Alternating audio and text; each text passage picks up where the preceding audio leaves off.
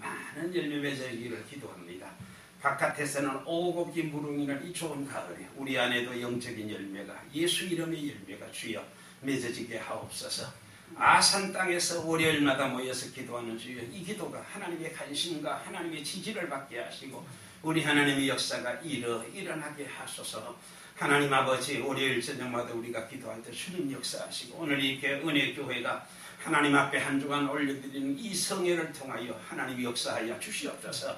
죽은 자가 살아나게 하시고 더러운 귀신들이 떠나가게 하시고 문제가 해결되게 하시고 주께 영광 돌리길 원합니다. 오늘 함께하지 못한 우리 가족들에게 주의 은총에 함께 하시고 어려운 기적자들에게 하나님의 은총과 성령의 충만을 있게 하시고 오늘부터 시작되는 이번 주간 이 성회 위에 하나님이 역사하여 주옵소서. 큰 영광 받으시고 놀라운 열매가 예수 이름으로 맺어지게 하옵소서. 예수 그리스도의 이름 받들어 감사하며 기도하옵나이다. 아멘. 세바 이르러 자기의 사활을 그곳에 머물게 하고 스스로 광야로 들어가 하루길쯤 행하고 한 로뎀나무 아래 앉아서 주기를 구하여 가로되 여호와의 넉넉하오니 지금 내 생명을 취하옵소서. 나는 내 열조보다 낫지 못하니이다 하고 로뎀나무 아래 누워 자더니 천사가 어루만지며 이르되 일어나서 먹으라 하는지라. 본즉 머리맡에 숯불에 구운 떡과 물 한 병 물이 있더라. 이에 먹고 마시고 다시 누웠더니 여호와의 사자가 또다시 와서 어루만지며 이르되 일어나서 먹으라. 내가 길을 이기지 못할까 하노라 하는지라. 이에 일어나 먹고 마시고 그 시물의 힘을 의지하여 40주 40야를 행하여 하나님의 산 호렙에 이르니라. 아멘. 아멘. 이 시간은 헬멧 요양원, 영티에 있는 헬멧 요양원 100세 시대인데 참 이 시대에 큰 일을 감당하고 계신 것 같아요. 연세 드신 분들에게 복음도 전하고 우리 원유진 목사님 나오셔서 하나님 앞에 특성으로 영광 돌려드리겠습니다.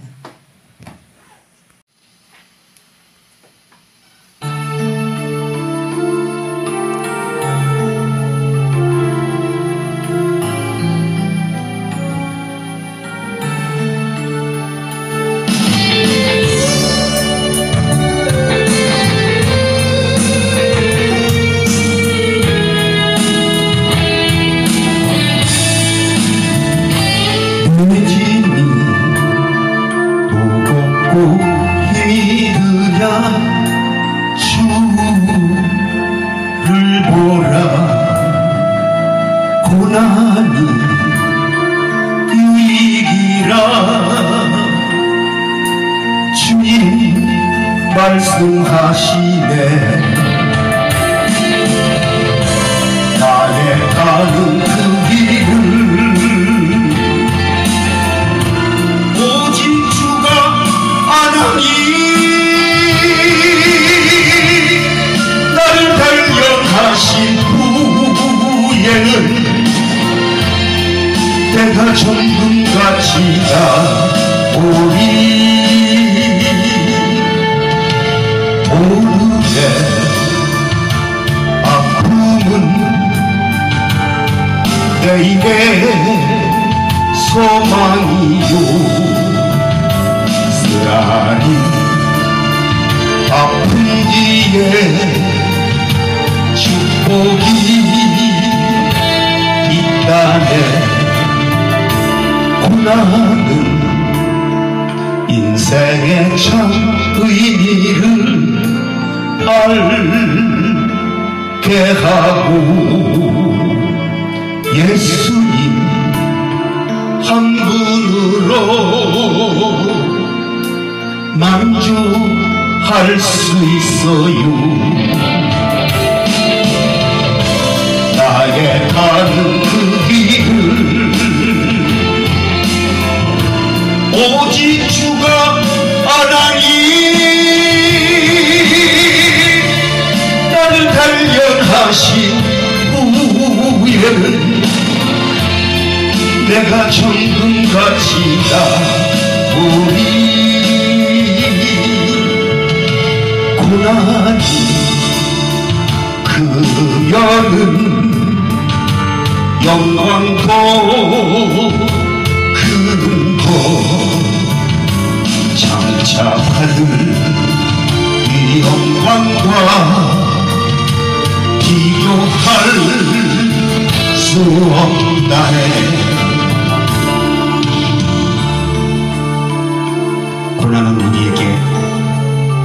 아름다운 사랑의 열매를 이룹니다.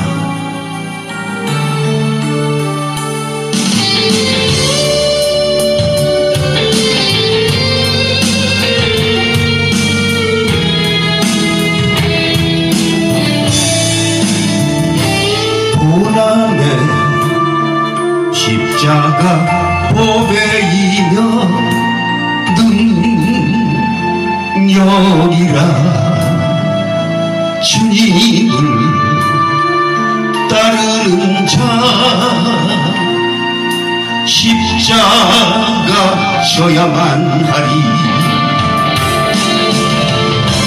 나의 가는 그 길을 오직 주가 아나니. 나를 단련하신 후에는 내가 정금같이 다 보리. 좋은 길 가는 자 생명길 영광의 길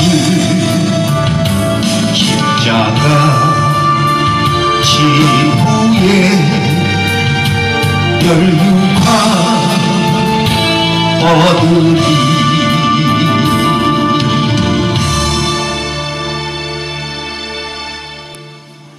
이어서 시관 써보라.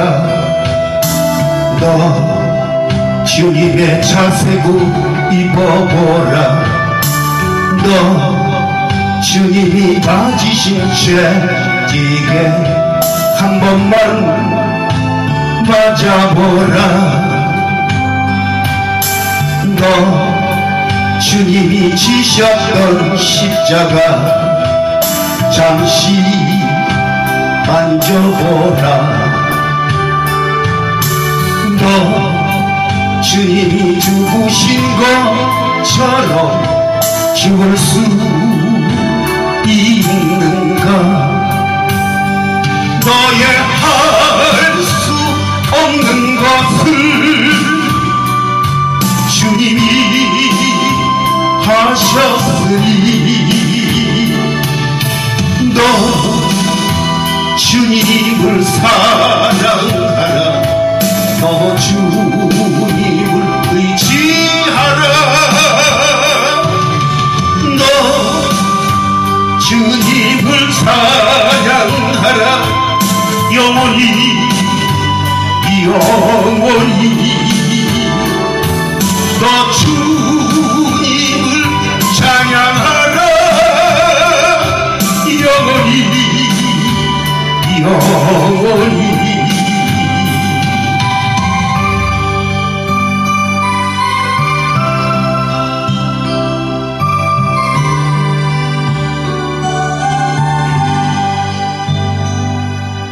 너 주님의 가시관 써보라. 너 주님의 자세고 입어보라. 너 주님의 맞으신 죄지게 한 번만 맞아보라.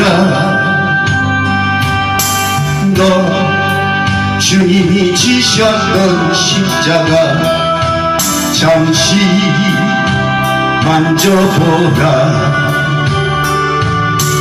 너 주님이 죽으신 것처럼 죽을 수 있는가? 너의 할 수 없는 것을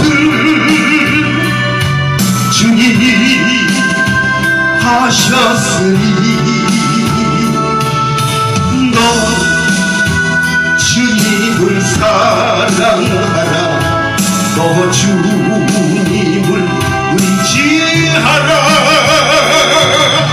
너 주님을 찬양하라. 영원히 영원히 너 주님을 찬양하라. 영원히 영원히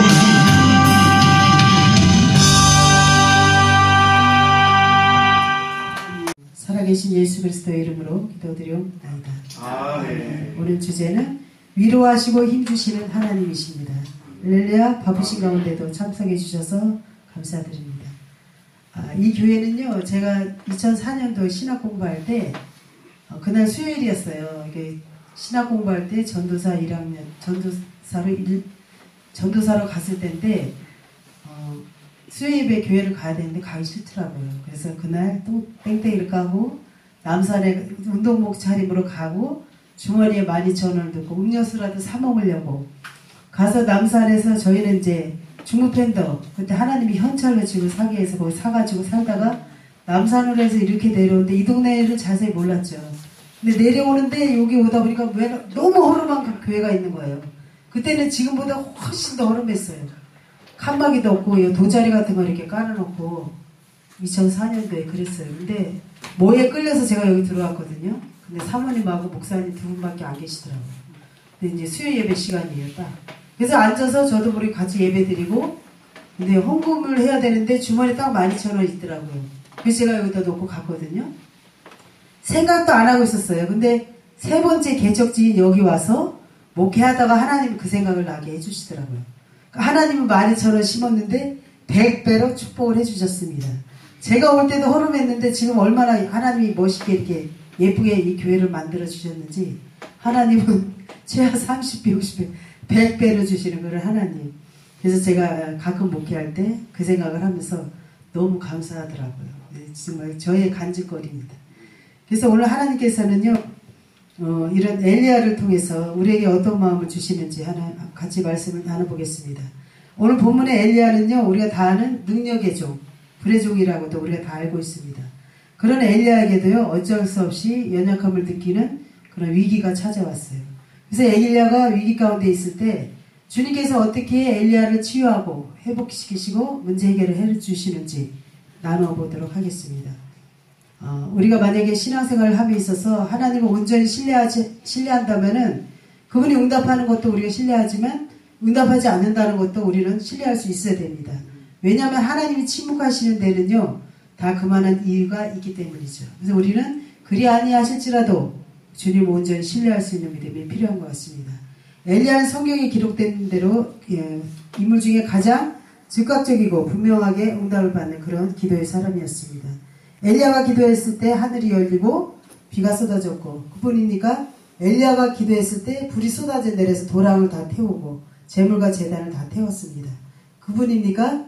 엘리야가 또 기도했을 때 하나님은 그 엘리야의 그런 모든 그 기도와 간구에 응답해 주셨습니다. 그래서 하나님은요, 그의 믿음을 바라보시고 그 부르짖는 그런 것들을 보시고 엘리야의 그 모든 기도와 간구에 다 응답을 하셨는데, 그 불이 쏟아져서 그 제물과 제단을 다 태웠을 때 우리 인간적인 생각으로는요, 도랑에 물을 가득 부어놨는데 거기에 불이 내려서 불이 임해서 다 태웠다는 건요, 우리 이성적으로 잘 믿어지지 않는 얘기입니다. 그런데 성경에 이런 기록된 모든 것들을 보면서 우리는 하나님이 하시는 일은 능치 없다는 것을 알 수가 있습니다. 그리고 바알 선지자들과 450대 1로 싸워서 크게 승리는 했지만 이세벨이 엘리야를 죽인다는 그런 위협 때문에 그는 어떻게 해요? 그때 이제 마음을 놓았어요. 여기까지인가 보다. 내 사역은 여기까지인가 보다. 너무 힘들고 고단했어요. 우리가 연단이 많이 있지만 물질의 연단, 사람의 연단, 환경의 연단, 말로 표현할 수 없는 연단이 많이 있죠. 근데 현재의 고난은 장차 나타날 영광과 좋게 비교할 수 없다고 그랬어요. 그래서 우리는 고난을 고난으로 보지 않고 그 환경을 통해서 우리가 어떤 관점을 가지고 하나님이 어떻게 일하시는가를 우리는 늘 바라볼 수 있어야 됩니다. 그래서 오늘 보니까요, 엘리야는 스스로 그 로뎀나무, 광야로, 그 로뎀나무로 들어가서 주님만 바라보면서 이제 모든 것을 다 내려놓았어요. 너무 지쳤어요. 너무 고단해요. 자기 힘으로 간 것 같기도 하고, 주님이 함께 하신 것 같기도 하고, 어쨌든 그는 너무 힘들고, 복잡합니다. 그 자신의 처지를 보니까요, 주위에 도와주는 사람이 아무도 없었어요. 꼭 이 장면에서 저희를 보는 것 같아요. 목회하라고 했지만 주님만 나는 이제 목회하면 저 사람들이 다 도와주겠지. 그래서 한쪽으로 기대가 있었는데 아니나 다를까 주님은 다 내려놓고 넌 나만 바라봐. 그 사람들이 나를 언제 왔냐고 쳐다보지도 않더라고요. 그러면서 오직 주님만 의지하고 바라보게. 우리가 외로운 게 오히려 축복이더라고요. 외로울수록 우리는 더 주님을 간절하게 찾고 돈이 없을수록 하나님 앞에 부르짖어서 응답받고, 그러니까 없는 게 축복인 것 같아요. 없는 것이 축복이고, 외로운 것이 축복이고, 가난이고 축복이고, 하나님을 만나고 보니까, 그 고난을 통해서 하나님 만나고 보니까 모든 것이 영적으로나 육적으로나 범사에 다 유익한 것들 뿐이더라고요. 그래서 우리는 고난에 대해서는 잘 모르는데 지나고 나하고 보니까 우리가 감사가 또 나오잖아. 하나님 나 이렇게 해서 이렇게 인도하셨구나. 이런 감사가 나옵니다. 그래서 우리 그 엘리야는요, 너무너무 힘이 빠지고 지쳤어요. 450대 1로 싸우다 보니까 지치고 이세벨의 그 위협 속에서 두려움이 갑자기 엄습해 오는 거예요. 그래서 그는 이전에 그 믿음은 온데간데 없이 없는 것 같이 그런 그 자신이 그렇게 느꼈습니다. 그래서 엘리야는요, 기도의 힘마저 잃어버렸어요. 그리고 한마디로 뭐라고 기도해요? 주여 죽기를 원하나이다. 지금 내 생명 취하기에 가장 적합한 때입니다. 근데요, 솔직히 말해서 이런 얘기 많이 해요. 제가 옆에서 성도들만 그런 게 아니에요. 특히 주의 종들도 이렇게 영적인 그런 공격과 위협을 많이 받을 때 이런 거를 느낀다는 고민을 저도 느껴보고 또 많이 느껴요. 그러니까 엘리야만 우리와 성장이 같은 사람인데 엘리야가 이렇게 고난당할 때 이런 것처럼 뭐 어떤 사람도 아무리 능력 있는 사람도 이마에 별 달고 태어난 사람은 없어요. 다 엘리야와 같이 위기 가운데 있으면 내색을 안 하고 말을 안 하고 표현을 안 해서 그렇지 다 있습니다. 100채 갖고 있는 사람 100가지 근심, 99채 있는 사람 99채 근심 다 있어요. 우리가 표현을 안 할 뿐이죠. 그래서 다시요 엘리야는 다시 이스라엘로 돌아가서 그 악한 아합왕과 또 이세벨과 싸워서 그런 고통을 겪어야 된다는 것이 그는 너무너무 싫었어요. 너무 고통스러웠어요. 다시 생각하고 싶지도 않았어요. 그래서 엘리야의 이런 모습은요, 정말 우리의 연약함 그런 것을 보는 것 같습니다. 그 인생이란 다 그런 것 같아요. 어떤 사람도 뭐 별다른 인생이 없어요.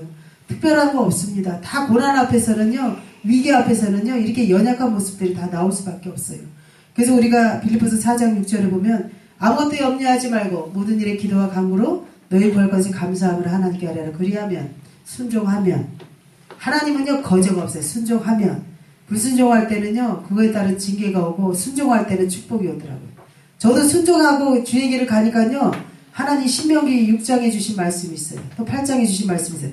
내가 심지도 않은 포도나무와 과실, 내가 짓지 않은 성읍, 내가 건축하지 않은 집, 내가 심지 않은 그런 과실을 다 얻는다 그랬는데, 준비된 교회를 가다 보니까 몸만 들어가면 돼요. 지금 3번째거든요. 개척 3번째인데 그 말씀이 정확해요. 신명기 6장의 말씀이 지금까지, 개척에서 지금까지 가는 데마다 내가 파지 않은 우물이 있다고 그랬거든요. 여기 뒤에도 우물이 있어요. 예전에 있던 교회도 보면은 정원에 이쁘게 만들면 우물이 있고, 첫 번째 간 교회도 있고, 과일나무가 항상 있고, 하나님은 정확하더라고요. 그 말씀이 지금까지 계속해서 이어져 옵니다. 그리고 문 닫은 교회, 뭐 교회가 막 다 쓰러져 가서 그런 게 아니라 하다가 문 닫아놓은 교회, 그러니까 하나님 그 교회를 다시 살려놓고 나오게, 그래서 다시 살려놓고 몸만 들어갔다가 돈도 안 들이고 들어갔다가 목회를 하고 부흥돼서 나오고 부흥돼서 나오고 부흥돼서 나오고. 그러니까 제가 없는 게 복이에요. 도와줄 사람이 없는 게 축복이고, 목돈을 주셔야 교회를 얻을 텐데 먹고 쓰는 거 주시는데 교회는 무릎으로 오게 하시더라고요. 내일 교회를 주면 오늘까지 기도하는 거예요. 간절하게. 하나님 나는 목돈이 없어요. 기도하면 하나님이 그 이튿날 교회를 주신 적이 있어요. 제일 처음에 할 때. 그러니까 없는 게 축복이에요. 외로운 게 축복이에요. 나를 도와줄 수 없는 것이 오히려 더 큰 축복으로 저는 여기까지 왔습니다. 그래서 우리는 이런 고난이 올 때, 시련이 올 때 마음을 빼앗기는 것이 가장 무섭고 두려운 일이에요. 잠언 4장 23절을 보면 말씀해 보면요, 무릇 지킬 만한 것보다 더욱 내 마음을 지키라. 생명의 근원이 이에서는, 마음을 뺏기면 다 뺏기는 거예요. 다 이루었다 할지라도 그 마음을 뺏기면 한순간에 우리는 무거움이 되는 것을 많이 볼 수가 있어요. 그 잠언 14장 27절에도 여호와를 경외하는 것은 생명의 셈이라 사망의 그물에서 벗어나게 하느니라. 잠언 25장 28절에 보면은요, 자기 마음을 지키지 못하는 자는요, 성을 빼앗은 자는 자기 마음을 지키는 것이 더 낫지 성을 빼앗은 용사보다도 낫다 그랬어요. 자기 마음을 잘 지켜야 된다는 거예요. 그런 자는 성을 빼앗은 용사보다 낫다는 거예요. 그래서 이 마음이 얼마나 중요한지 알아요. 우리는 이 마음 때문에 우리가 선택을 잘못했다가 큰 실패를 겪기도 하고 큰 낭패를 겪기도 하는데, 마음이 너무너무 중요합니다. 그래서 엘리야는 내 할 일이 여기까지인가 보다 하고 마음줄을 놓았는데 하나님은 포기하지 않으셨어요. 이때 천사가 와서 어루만지시며 이르시되 일어나 먹으라 하는지라. 하나님께서 죽게 해달라고 엘리야는 기도했는데 하나님은 오히려 그 진심을 아시고 오셔서 천사를 보내서 그를 어루만져요. 마음을 치유해 주시는 거죠. 심령을 치유해 주시는 거죠. 만져주시는 거죠. 우리는 이 마음을 주님이 치유해 주시지 않으면 할 수 없어요. 내 힘으로 누구를 할 수 없고, 이 사람이 심령이 꺼지면은요, 일으킬 자가 누가 있냐 그랬어요. 주님밖에 없습니다.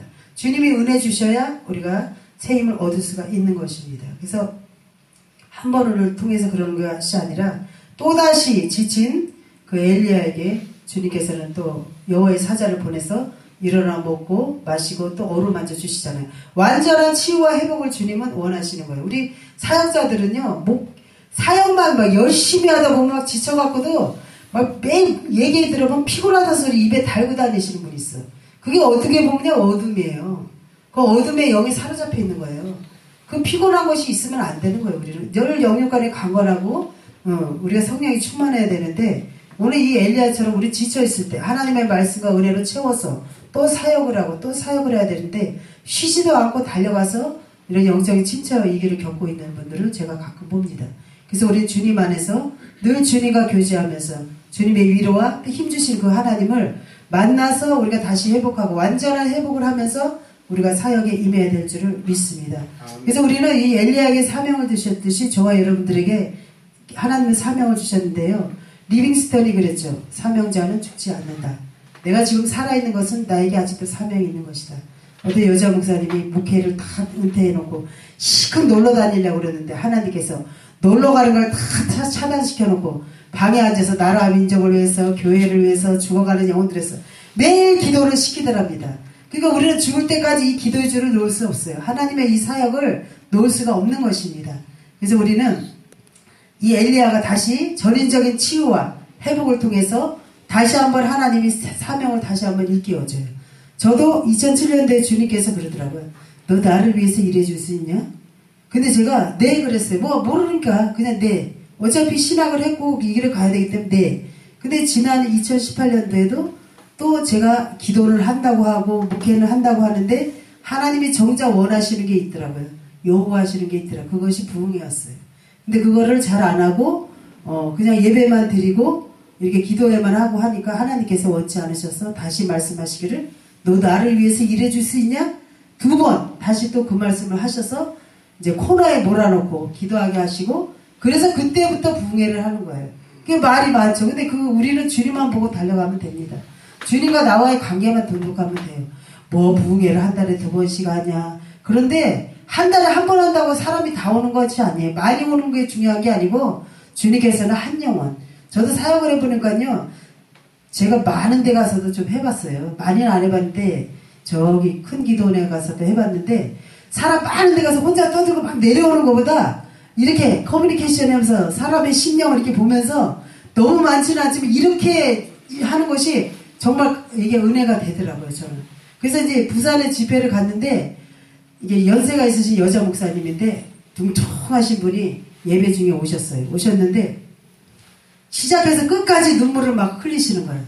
너무너무 흘리시고 오늘 왜 이렇게 눈물이 나는지 모르겠다 하면서 예배가 끝났는데 목사님 왜 나는 기도를 안 해주냐 해서 내 기도를 해드렸어요. 그랬더니 그분이 저기 광안리에 가서 회를 사주시는데 얘기를 들어보니까 남자 목사분도 남편도 목사님 서로 기득권 때문에 싸우다 보니까 목회도 안 되고 8년 동안 지하에서 둘이 맨날 싸우고 다투는 거예요. 성경에 싸우고 다투다 망한다고 그랬다. 거기는 뭐 부흥을 원해. 부흥 두 분이 언제 하나 되는 게 먼저지. 그게 어떻게 부흥이 되겠냐고. 그래서 많이 이렇게 했는데 하나님이 이 부족한 저를 쓰시려고 또 찬양 듣다가 막 눈물이 터져서 우는 사람들. 그래서 우리 하나님은 각자에게 주신 달란트가 있는데 그 달란트대로 다 쓰시더라고요. 그래서 저는 집에 오라면은 가면서 제 입에서 저도 모르게 나와요. 주님 저 죽을게요. 그 소리가 나와요. 왜? 제가 죽어야 주님이 일하시더라고요. 그 부흥에 가면 그냥 편해요. 주님께 다 맡기고 그냥 쉬고 막 떠들고 막 놀아다니는 것도 저는 싫더라고요. 막 먹으러 막 몰려다니는 것도 싫더라고요. 그냥 조용히 그냥 쉬면서 있다가 말씀 준비해서 또 나가고 그 영혼들을 이렇게 보면서 심령을 보면서 이렇게 말씀 전하는 게 저한테도 그게 많이 도움이 되더라고요. 그게 은혜가 되고 감동이 되고 가니까요 찬양 듣다가 우시는 분들이 이렇게 많아요. 그래서 저는 기도원같이 연약한 자예요.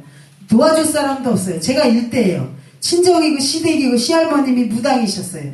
작두로 타고 막 이런 무당이었어요. 그러니까 집안이 얼마나 시끄러워. 근데 남편하고 제가 예수 믿으면서 집안이 다 조용해졌어요. 잔잔해졌어요. 얼마나 평안해졌는지 몰라요. 우리 조카들까지도 다 조용하더라고. 그러니까 예수 안에 참된 평안이 있는 것이 확실합니다. 그래서 저는 하나님이 저에게 그래요. 아버지 저는 목사가 되긴 되는데 설교를 잘못했는데 이게 제일 저한테 핸디캡이에요. 아버지 어떻게 설교를 해야 됩니까? 그래서 저 하던 대로 하니까 사람들이 은혜를 받는데 야 이거 좀 더 잘 준비해갖고 좀 잘 해봐야 되겠다 해서 저희 담임 목사님이 김영돈 목사님이셨어요. 지금 국립은혜원에 계시죠? 주의 종을 잘 섬겨요. 이렇게 항상 옆에서 목사님 하시는 대로 저는 전도 열심히 하고 도와주고 이렇게 하는 그쪽에 있었어요. 근데 그 목사님은 지금도 그 책을 집필해서 1년에 한 번씩 꼭 보내주셔요. 소식도 전해주시고. 근데 그 목사님이 설교를 너무너무 잘하시는 거예요. 딱 서론, 본론, 결론 딱 해고 1, 2, 3 첫째, 둘째, 셋째. 저도 그렇게 하고 싶더라고요. 그래서 이제 그날은 또 그때는 성도들이 좀 있어서 야 이제 설교 좀 잘해야 되겠다. 어디 나가도 설교 좀 잘해야 되겠다. 이거 다 써가지고 이제 막 이렇게 해가지고 강단에 딱 올라갔는데 한 개도 생각이 안 나. 하나님이 그래서 제가 성도들한테 거기 가서도 하나님 말씀을 안 주신다고 그러면서 간증만 좀 하다 내려왔는데 그래도 울기는 우시더라고요. 그래서 제가 깨달은 게 뭐냐면 성령께서 너는 네가 만난 하나님만 전해. 네가 만난 하나님만 전하면 내가 일할게. 그러시더라고요. 그래서 우리는 주님이 저 사람 설교 잘한다 못한다 판단할 게 없어요. 각자가 다 달라요. 살아 환경도 다르고 내가 만난 하나님도 다르기 때문에 하나님 주시는 대로 하면 주님이 일하시더라고요. 제가 그 심령이 어떤지 어떻게 알겠어요. 찬양하니까 막 영혼들이 다 눈물 받아요. 다 눈물 받아. 그냥 막 하염없이 우는 거예요. 하염없이. 그러니까 벌써 성령께서 그들의 마음을 움직여 주셔가지고 그들이 치유되고 회복되는 것을 느끼니까 저도 막 여기서 막 감사가 막 이렇게 터져 나오더라고요. 근데 오늘 성경에 보면 우리 사사기에 기드온을 보면 겁쟁이에요. 참 자기 자신은 보잘것없는 사람이라 생각했어요. 나 같은 사람이 뭐를 하냐고 그랬는데 하나님이 부르시니까 어떻게 해요? 내가 너를 미디안을 한 사람 치듯 하리라. 자꾸 소망의 말씀을 주시잖아요. 근데 우리는 매일 못한다고 그래. 주님 안 돼요. 저도 목회가 잘 안 되니까 아유 이거 목회를 해야 되나 말아야 되나 그럴 때가 있었어요. 그런데 때가 안 차서 그러고 아직 기도에 분량이 안 차서 그러더라고요. 하나님의 때에 하나님은 반드시 이루신다는 것을 제가 깨달았습니다.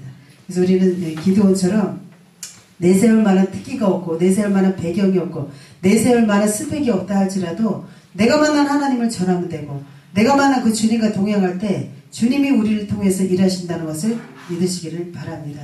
그래서 에레미야 29장 11절 13절에 보면 나 여호와가 말하노라 너희를 향한 나의 생각은 내가 안 하니 재앙이 아니라 곧 평안이요 너희 장래에 소망을 주려 하는 것이라. 아멘. 우리는 소망을 붙들어야 돼요. 하나님 말씀을 붙들어야 돼요. 저도 예전에 기도원도 많이 다녔지만 저는 상담을 많이 안 해봤어요.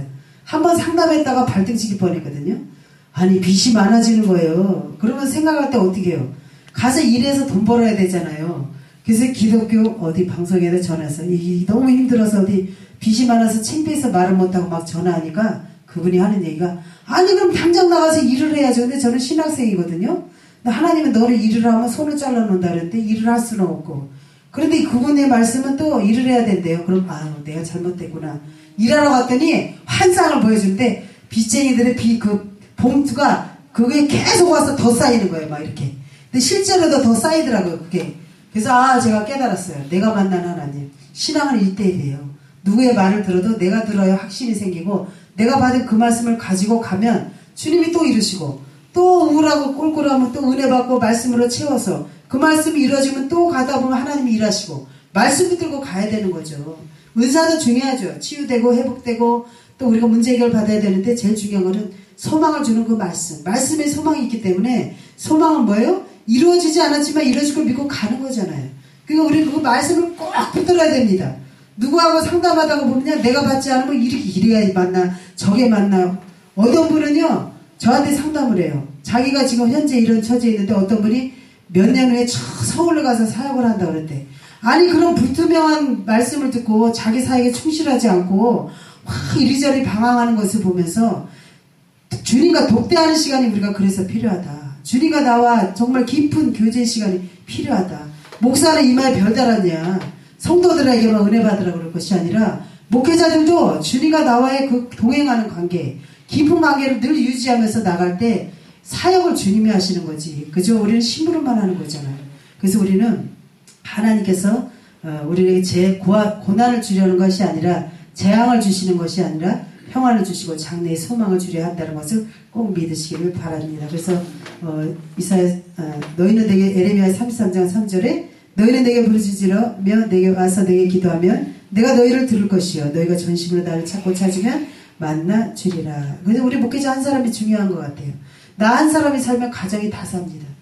제가 어떤 권사님을 봤는데 이 권사님이 암이 걸린지 몰랐어요. 근데 예배 드리는 중에 제가 준비한 설교가 있는데 설교가 엉뚱한 방향으로 나가는 거예요. 그래서 저는 항상 부족하지만 설교 준비를 해놓고 여기에 매이지는 않습니다. 성령이 인도하시는 대로 제가 설교를 하는데 그 권사님이 여기가 암이었어요. 암이었는데 그 권사님이 이 말씀을 듣다가 이제 건강에 대한 이 설교가 나간 거예요. 설교가 나왔는데 자기가 울컥한 거예요. 울컥하면서 눈물을 쏟아졌는데 제가 한 게 아니잖아요. 저는 말씀을 계속 예배드리고 새벽 예배 오시더라고요.